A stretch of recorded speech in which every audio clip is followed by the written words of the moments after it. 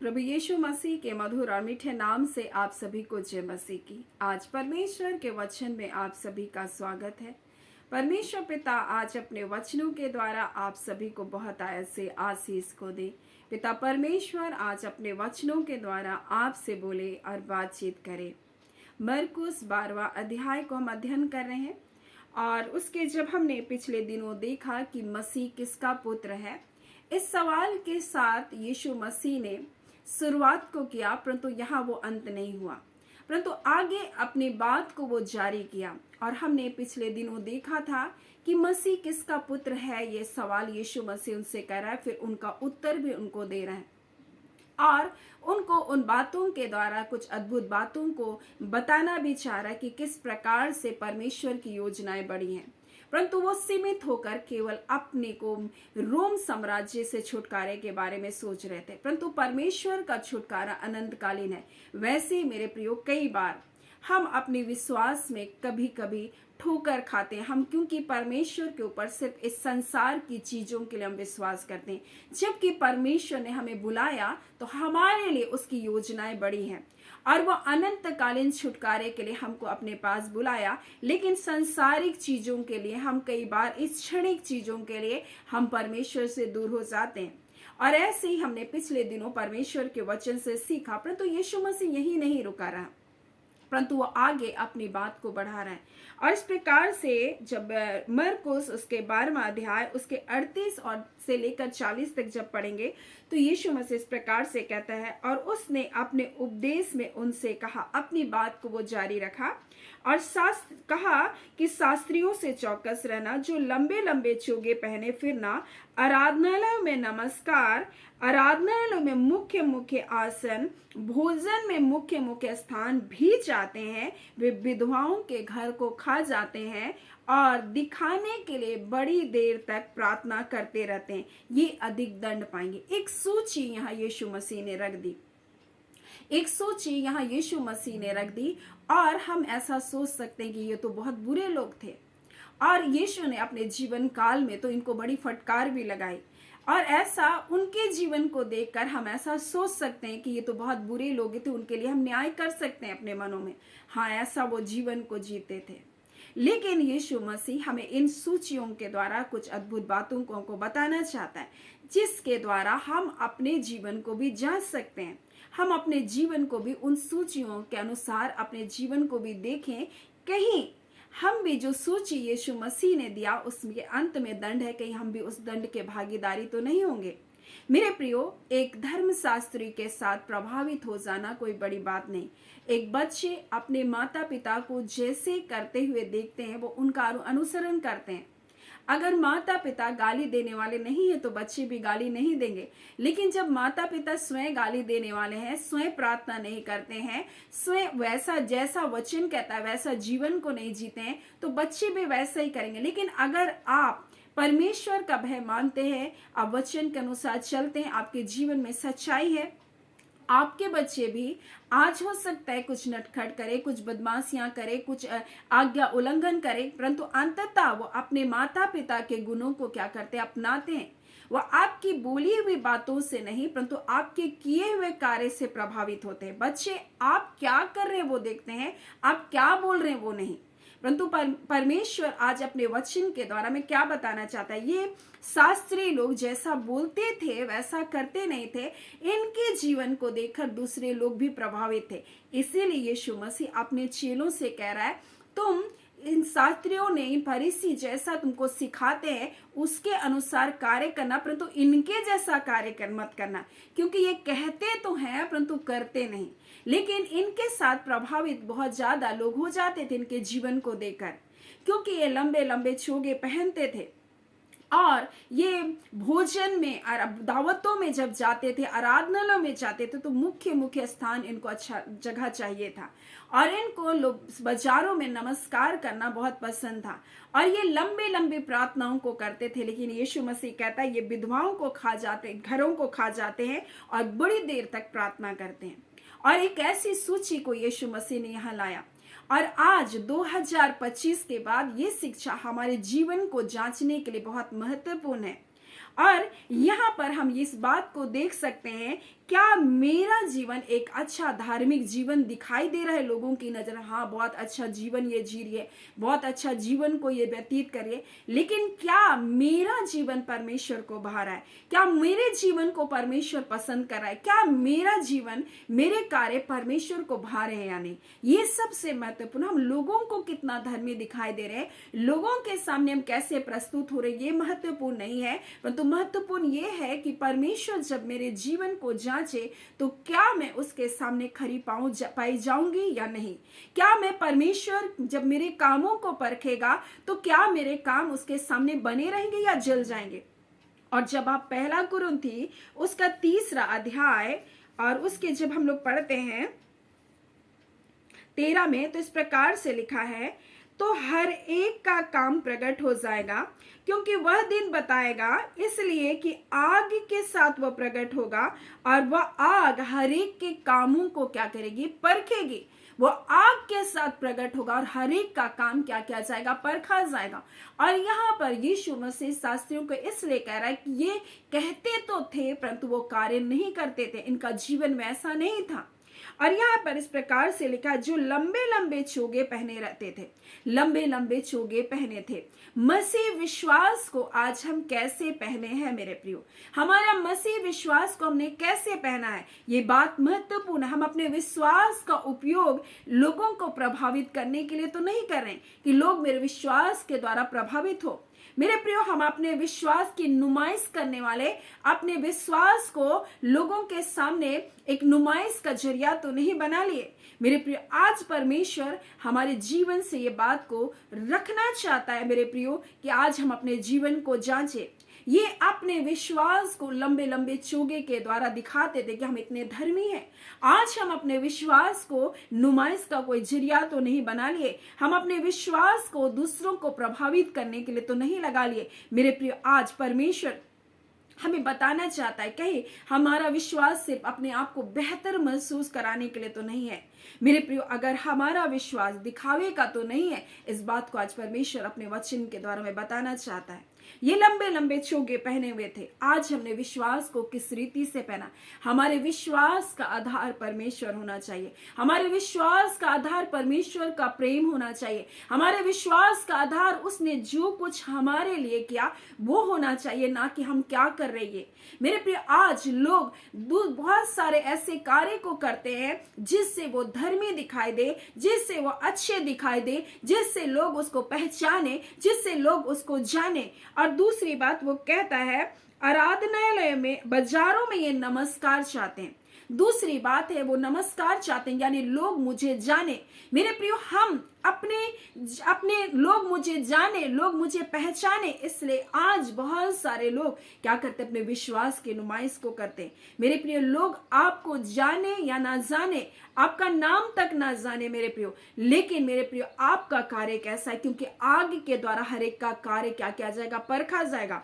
और इसलिए जब आप पढ़ते हैं मत्ती और उसके 7वां अध्याय उसके 21 में, तो इस प्रकार से लिखा है, जो मुझसे हे प्रभु कहता है, उनमें से हर एक स्वर्ग के राज में प्रवेश ना करेगा, परंतु वही जो मेरे स्वर्गीय पिता की इच्छा पर चलता है। उस दिन बहुत से लोग मुझसे कहेंगे, हे प्रभु, क्या हमने तेरे नाम से दुष्ट आत्माओं को नहीं निकाला? उस दिन बहुत से लोग कहेंगे, हे प्रभु, क्या हमने तेरे नाम से भविष्यवाणी नहीं की, हमने प्रोफेसी नहीं की? प्रभु, हमने तेरे नाम से दुष्ट आत्माओं को नहीं निकाला? तेरे नाम से बहुत से आश्चर्य करने के, मेरे प्रिय, बहुत से आश्चर्य करने के, तब मैं उनसे खुलकर कह दूंगा, मैंने तुमको कभी भी नहीं जाना, हे कुकर्म करने वाले, मेरे पास से चले जाओ। मेरे प्रिय, हमें से हर एक का कार्य परखा जाएगा कि हमारे कार्य करने का, हमारे सेवा करने का हमारा क्या मकसद है। हम दूसरों के लिए प्रार्थना करें, प्रार्थना करने का क्या मकसद है? मेरे प्रियो, वो अपने विश्वास का दिखावा करते थे वो शास्त्री। और इस प्रकार से यहाँ यीशु मसीह कह रहा है, उन शास्त्रियों से चौकस रहो जो लंबे लंबे चोगे पहनते थे। वो दिखावा करते थे धार्मिकता का, वो दिखावा करते थे अपने विश्वास का। परंतु उनके विश्वास का आधार उनके कार्य थे, परंतु आज हमारे विश्वास का आधार उसका पुत्र यीशु मसीह है। और जो कुछ परमेश्वर ने हमारे लिए किया, उसने हमें छुड़ाया, हमें बचाया, और इसलिए तो हम भी चाहते हैं कि दूसरे लोग भी छुड़ाए जाए, बचाए जाए। मेरे प्रिय, ये उद्देश्य हमारा होना चाहिए। ये नहीं कि लोग मुझे जाने, लोग मुझे पहचाने, मेरी तारीफ हो, लोग मुझे नमस्कार करें और हम कहे वो मेरे को तो बहुत सारे लोग पहचानने लगे हैं, वो बाजार में तो मुझे जाती हूँ तो बहुत सारे लोग मुझे जान रहे हैं। क्यों? क्योंकि मैं प्रचार कर रही हूँ, मैं प्रचार करूँ। नहीं, ये मकसद नहीं होना चाहिए मेरे प्रिय, ये उद्देश्य नहीं होना चाहिए। अगर हम ऐसे कार्य करें तो एक दिन आग इन कार्य को क्या करेगा, परखेगा और हमारे काम जल जाएंगे। हमारे कार्य का मकसद परमेश्वर की इच्छा, परमेश्वर की योजना को पूरा करना है, ना कि अपनी तारीफ, अपनी बहबाही, लोग हमें जाने, इस प्रकार से नहीं, अपने विश्वास की नुमाइश नहीं करना। और इस प्रकार से यहाँ लिखा, आराधनालय में और दावतों में उनको प्रमुख स्थान चाहिए था। क्यों चाहिए था मेरे प्रिय? वो ऐसे स्थानों में वो महत्वपूर्ण दिखाई देना चाहते, हम बड़े हैं, हम बहुत महत्वपूर्ण हैं, इस प्रकार से मेरे प्रियो। और हम अगर आराधना करने वाले लोग हैं, अगर हम वचन की सेवकाई करने वाले लोग हैं, तो हम किस लिए कर रहे हैं? ये हमारे कार्य को करने का उद्देश्य क्या है? कितने लोग मुझे ध्यान दे रहे हैं, कितने लोग कह रहे हैं अरे वाह, आपने बहुत अच्छा प्रचार किया सिस्टर, आपने बहुत अच्छा वचन को बताया मेरे भाई, आपने बहुत अच्छी आराधना की। क्या इसलिए? नहीं, ये झूठी तारीफ, ये झूठी प्रशंसा के पीछे ना जाए, परंतु आपके कार्य करने का, आपके वचन को प्रचार करने का, आपकी आराधना को करने का, परमेश्वर को महिमा को देना, और लोग सत्य को जाने और वो आजाद किए जाए। वो जो उद्धार आपने पाया, जो छुटकारा आपने पाया, जो शांति आपने पाई, जो सहारा आपने पाया, जो प्रेम आपने परमेश्वर से पाया, वो प्रेम वो भी जाने। जो आज टूटे हैं, कुछ लोग ऐसे हैं जो अंधकार में पड़े, कुछ लोग ऐसे हैं जो अपने जीवन को समाप्त करने के लिए जा रहे, मेरे जीवन का कोई उद्देश्य नहीं करके मेरे प्रियो। लेकिन मैं आपको कह दूं मेरे प्रियो, परमेश्वर ने हमसे प्रेम किया और हम में से प्रत्येक को परमेश्वर ने अपनी महिमा के लिए बनाया, और यही तो हमारा उद्देश्य है कि हमारे जीवन से परमेश्वर को महिमा मिलनी है मेरे प्रियो। लेकिन ये दिखावे के लिए नहीं, ये मान सम्मान के लिए नहीं। आज इन सूचियों में हम अपने जीवन को जान सकते हैं मेरे प्रियो। हम में से हर एक का कार्य क्या क्या जाएगा, परखा जाएगा।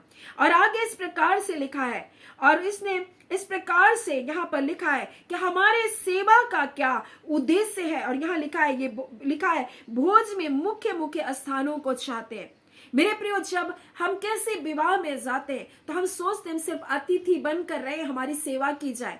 क्या हम वहां सहायता करने वाले लोग हैं? क्या हम वहां मदद करते हैं उन लोगों की? मेरे प्रियो, कई बार लोगों को सिर्फ मुख्य स्थान चाहिए, आराधनालयों में, दावतों में। मेरे प्रियो, क्या हम सेवा करने वाले लोग हैं? मेरे प्रियो, यीशु मसीह इस संसार में आकर सेवा का कार्य को किया। वो कहते हैं मैं सेवा करवाने नहीं परंतु सेवा करने आया। और कई बार तो ऐसा होगा, जब आप करते रहेंगे तो लोग आपको तो और नीचा कर देंगे, आप कर रहे हैं तो और नौकर के जैसा आपको ट्रीट करेंगे वहां।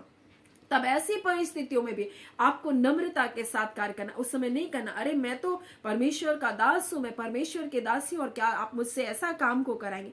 नहीं, आज परमेश्वर अपने वचन के द्वारा मैं इन्हीं बातों को बताना चाहता। मुख्य मुख्य आसन को चाहते थे, उनको नमस्कार कराना बाजार में बहुत अच्छा लगता था। वो लंबे लंबे चोगे पहनते थे। आज हमने विश्वास को, मसीह विश्वास को कैसे पहना? दिखावे के लिए तो नहीं। मसीह धार्मिकता में हम कैसे जीवन को जी रहे? दिखावे की जीवन तो नहीं कि लोग मुझे जाने, लोग मुझे नमस्कार करें, मुझको मुख्य आसन मिले, मुझे मान सम्मान मिले, मेरी वाहवाही हो, मेरी तारीफ हो, वो लोग कहे हाँ बहन, हाँ भाई, आपने बहुत अच्छा प्रचार किया, परमेश्वर के दास आपने बहुत अच्छा कार्य किया। लेकिन परमेश्वर का वचन क्या कहता है? अंत के समय में बहुत सारे लोग कहेंगे हे प्रभु, हमने तेरे नाम से भविष्यवाणियां भी की, हमने तेरे नाम से बहुत सारे दुष्टात्माओं को भी निकाला, हमने तेरे नाम से क्या किया, बहुत से अद्भुत कार्य, आश्चर्यजनक कार्य नहीं किए। मैं उनसे खुलकर कह दूंगा मैंने तुमको कभी भी नहीं जाना, हे कुकर्म करने वाले। और इसलिए यीशु मसीह कह रहा अंत में वो दंड पाएंगे। क्यों कर दंड पाएंगे? क्योंकि वो विधवाओं के घर को खा जाते हैं। इस प्रकार से लिखा है, विधवाओं के घर को, यानी असहाय लोग जो गरीब दुखी हैं, लेकिन वो क्या करते हैं? वो अपनी आत्मिक, अपने आध्यात्मिक फायदे के लिए ऐसे लोगों को लूट रहे हैं। आपको ये करना ही होगा, आप ऐसा नहीं करेंगे तो आप आशीष नहीं पा सकते, आपको ये धन देना ही होगा, आपको ये दसवांश देना ही होगा, आपको ये करना ही होगा, आप ऐसा करने नहीं करेंगे तो आपको ऐसा नहीं। और ऐसा करके वो बहुत सारे विधवाओं को, जो लाचार हैं, जो गरीब हैं, ऐसे लोगों को क्या कर रहे हैं, वो क्या कर रहे हैं, लूट रहे हैं मेरे प्रियो, उनको लूट रहे हैं। और इस बात को यीशु मसीह यहाँ कह रहा है, वे विधवाओं के घर को खा जाते हैं और दिखाने के लिए बड़ी देर तक प्रार्थना करते हैं।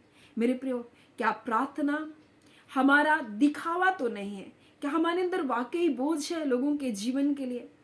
या फिर हम बहुत शब्दों से खेलना जानते हैं, हमें बड़ा अच्छा आता है शब्दों से प्रार्थना करना, हमें बहुत बातों को बना बना कर प्रार्थना करना आता है। मेरे प्रियो, क्या हम वाकई में हमारा दिल परमेश्वर के साथ जुड़ा है? क्या वाकई में हम उस तरस के साथ अपने भाई बहनों के लिए, अपने लोगों के लिए प्रार्थना करते हैं जिनको वाकई में आज वो दुखों में है, वो तकलीफों में, पीड़ाओं में है। कई लोग अनाथ हो चुके हैं मेरे प्रियो, कई बेरोजगारी से होकर गुजरे, कई बच्चे डिप्रेशन से होकर गुजर रहे, कई निराशाओं के गर्त में जा पड़े, कई दुष्ट आत्माओं के बंधनों में बंधे। मेरे प्रियो, क्या वाकई में ये शास्त्री लोग ऐसा उनके लिए बोझ को रखते थे? बिना बोझ का ये क्या करते थे, दिखावे के कार्य करते थे, ये झूठी धार्मिकता को करते थे मेरे प्रियो। और इसलिए यीशु मसीह कह रहा है कि और तुम मसीह, और यहाँ पर इस प्रकार से लिखा हुआ है, और ये विधवाओं के घर को खा जाते और दिखाने के लिए बड़ी देर तक प्रार्थना करते रहते, ये अधिक दंड पाएंगे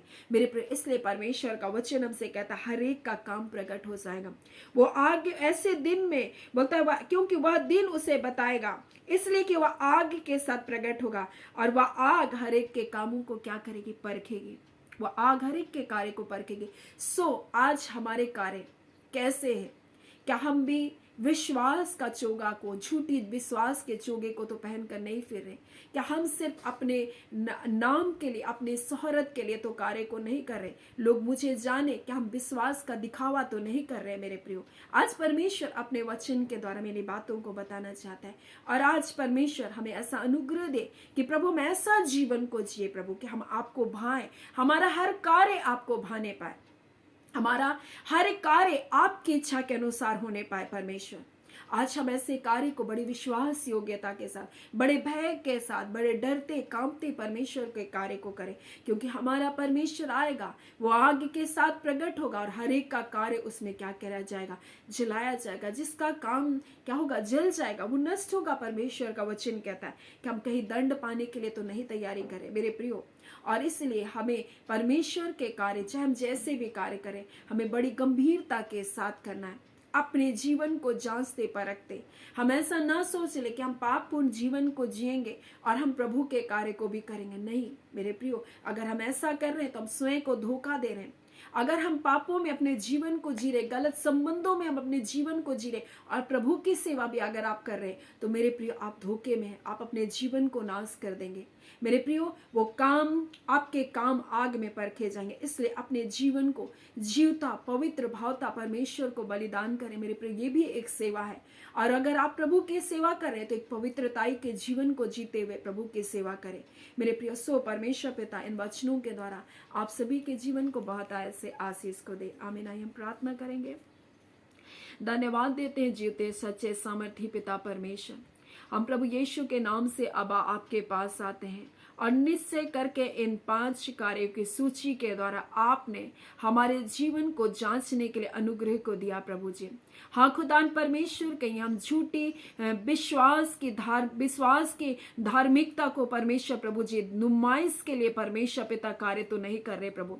हाँ खुदान परमेश्वर प्रभु जी, अपने विश्वास का दिखावे के लिए तो परमेश्वर प्रभु जी इस्तेमाल नहीं कर रहे परमेश्वर। हाँ खुदान, कहीं हम नमस्कार के लिए, लोगों के सामने आदर के लिए तो कार्य नहीं कर रहे, कहीं हम मुख्य स्थानों के लिए परमेश्वर, दावतों में, आराधनालयों में परमेश्वर ऊंचे स्थानों को प्राप्त करे करके तो परमेश्वर हम कार्य नहीं कर रहे प्रभु। हाँ पिता परमेश्वर, कहीं हम परमेश्वर अपने स्वार्थ के लिए तो परमेश्वर दूसरों की धन संपत्ति को हड़पने के लिए, जैसे यहाँ पे दुहाओं के परमेश्वर घरों को खा जाते करके प्रभु वचन बताता है। हाँ पिता, स्वार्थ के लिए, अपने स्वार्थ सिद्धि के लिए, धन को कमाने के लिए तो नहीं कर रहे परमेश्वर पिता। हाँ खुदान परमेश्वर प्रभु जी, कहीं हम दिखावे के प्रार्थना को तो नहीं कर रहे परमेश्वर, जबकि कोई बोझ नहीं परमेश्वर। आज इन 5 सूचियों के द्वारा प्रभु आपने हम सबके जीवनों को जांचने के लिए अनुग्रह को दिया प्रभु।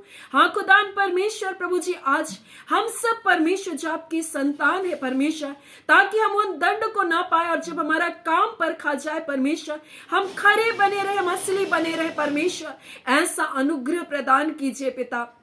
हम सब अपने आप को आपके हाथों में समर्पित करते हैं खुदान परमेश्वर। हम इस घड़ी प्रार्थना करते हैं, जितने लोग परमेश्वर, जितने भी लोग परमेश्वर इन प्रार्थना में परमेश्वर जुड़ते हैं, इन वचनों की सेवकाई में जुड़ते हैं प्रभु जी, हम एक एक जनों को ब्लेस करते हैं परमेश्वर। एक एक जन परमेश्वर आत्मिक उन्नति करे, अपने जीवन को जांचे और परखे और एक खराई का जीवन को जिए, ताकि मेरे यीशु जब तू आए प्रभु, हम भी आपके साथ बादलों में उठा लिए जाए खुदान परमेश्वर। एक तैयारी के साथ अपने जीवन को जिए मेरे खुदान, ताकि परमेश्वर जब तू आए हमें लज्जित होना ना पड़े। ऐ खुदान, जितने आपके दास दासी हैं प्रभु जी, जितने आपकी संतान है परमेश्वर, जितने आपके प्रिय बेटे और बेटियां हैं परमेश्वर, जिन सेवकाई में जुड़ते हैं खुदान, में एक एक जनों को परमेश्वर आपके हाथों में सौंपते पिता। हर प्रकार के झूठ और फरेब से, इस संसार के और बुरी युक्तियों से प्रभु ने बचा कर रखना। ऐ खुदान, किसी परीक्षा, किसी प्रलोभन में वो पड़ने ना पाए।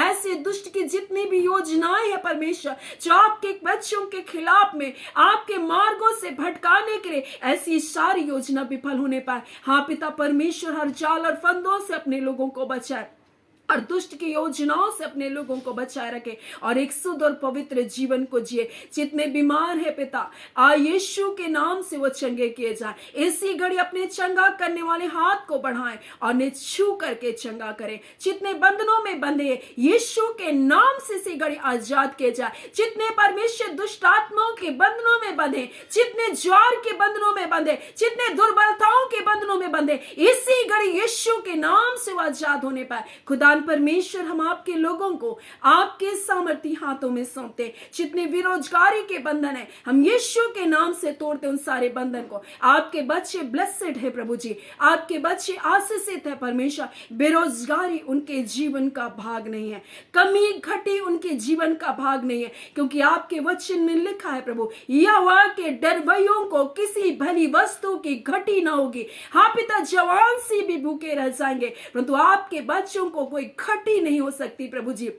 आप उस अनुग्रह के द्वारा आपके बच्चों की हर एक घटी और कमी को दूर करने जा रहे हैं। आपका धन्यवाद। भरपूरी की आशीष आपके बच्चों के जीवन मारे, इनके खत्ते सदा भरे पूरे रहे पिता परमेश्वर। किसी भी भली वस्तु की घटी ना होने पाए खुदान यीशु के नाम से पिता। हम एक एक जनों को ब्लेस करते, अपने पवित्र लहू से एक एक जनों को ढांप कर रखें। हर मौसम की गड़बड़ी से, उनके दुष्प्रभाव से अपने लोगों को बचा कर रखें। उत्तम स्वास्थ्य देकर रखें। हर प्रकार के सर दर्द, बदन दर्द परमेश्वर, ज्वार, हर प्रकार की दुर्बलता, कमजोरी यीशु के नाम से जाती रहे। और इसी घड़ी अपने लोगों को नया बल दीजिए, उनकी दुर्बलताओं में अपनी सामर्थ को सिद्ध कीजिए, कार्य करने की ताकत को दीजिए। खुदा बच्चों को हम आपके सामर्थ्य हाथों में सौंपते हैं, अपने पवित्र लहू में ढांपे। जो बच्चे अनाज्ञाकारिता के बंधन में बंधे, यीशु के नाम से सारे बंधन टूटने पाए। खुदा परमेश्वर, आपके बच्चे आपके आत्मा के चलाए चल रहे प्रभु, आपका धन्यवाद।